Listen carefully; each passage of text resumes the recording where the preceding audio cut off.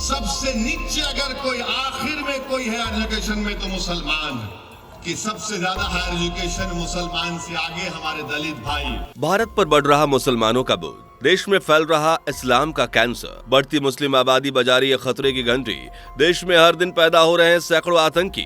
क्या भारत में बढ़ती मुश्किल आबादी देश के लिए एक बड़ा खतरा उभर रहा है? क्या करोड़ों मुस्लिम आबादी को अल्पसंख्यक समझकर भारत अपने ही पैरों पर कुल्हाड़ी मार रहा है? क्या अगले कुछ सालों में देश में हिंदुओं से ज्यादा मुस्लिम हो जाएंगे? ये सब सवाल इसलिए उठ रहे हैं क्योंकि बीते कुछ सालों में जिस तरह भारत में मुसलमानों ने अपनी जनसंख्या बढ़ाई है, वो अपने आप में एक बड़ा रिकॉर्ड है।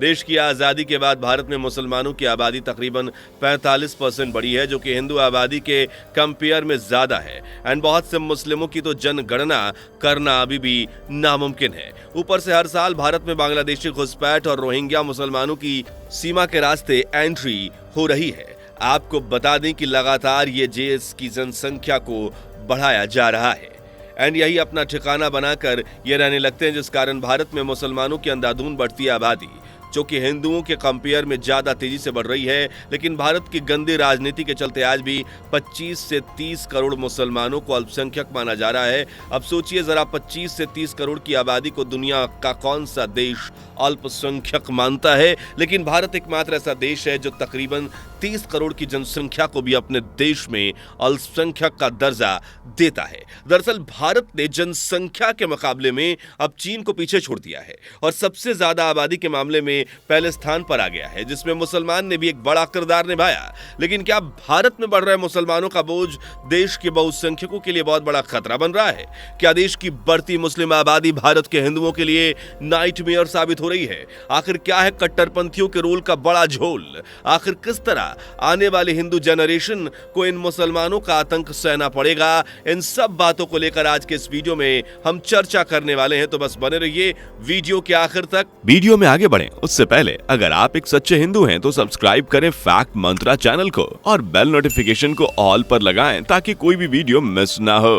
दोस्तों, मजहब के आधार तक हुए अब तक के सभी अध्ययन यही बताते हैं कि 2-4 देशों को छोड़कर कम आबादी होने पर भी इस्लाम को मानने वाले किसी भी देश में शांति से रहने के भरोसा लोग नहीं करते। यही वजह है कि इटली जैसे देशों में इस्लाम को एक कैंसर की तरह देखा जाने लगा है और वो अपने देश में इस्लाम की प्रैक्टिस भी प्रतिबंध लगाने का काम कर रहे हैं। लेकिन अभी भी इस मामले में भारत जैसे देश कुछ नहीं कर पा रहे हैं और हर साल बांग्लादेशी घुसपैठी मुस्लिम और रोहिंग्या मुसलमान भारत को अपना बसेरा और ठिकाना बना रहे हैं।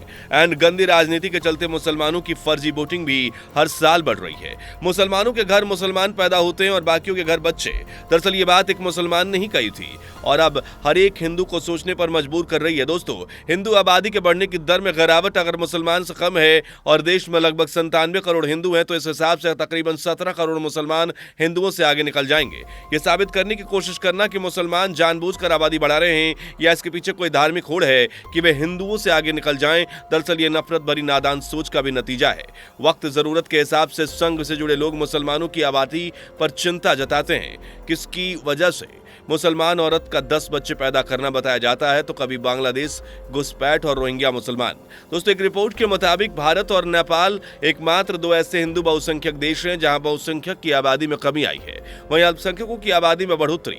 इसके अलावा दुनिया के 44 देश ऐसे भी हैं जहां पर बहुसंख्यक आबादी बढ़ी है और अल्पसंख्यक आबादी में कमी आई है। इस ग्राफ को अगर हम समझने की कोशिश करें तो हम भारत के हिंदू लोग इस अपने पड़ोसी देश के माध्यम से बेहतर तरीके से समझ सकते हैं।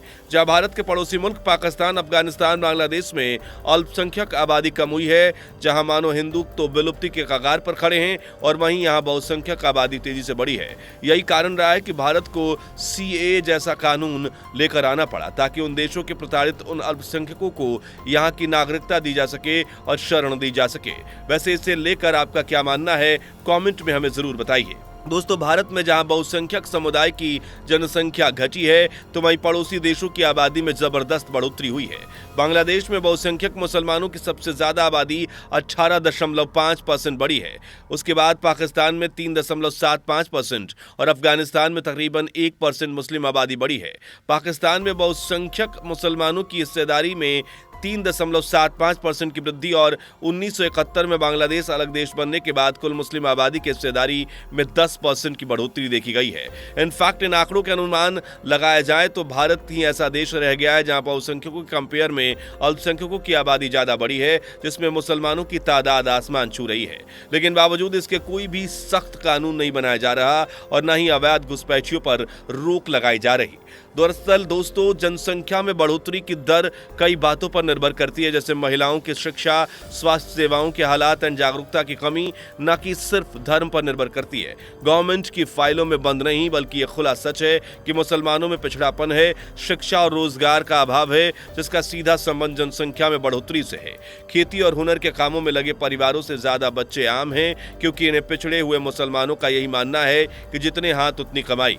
यही वजह है कि आज भारत में अंधाधुंध मुस्लिम आबादी बढ़ रही है और कोई भी इस पर ध्यान नहीं दे रहा, जो कि आगे चलकर भारत के आम हिंदुओं के लिए खतरा साबित हो सकता है।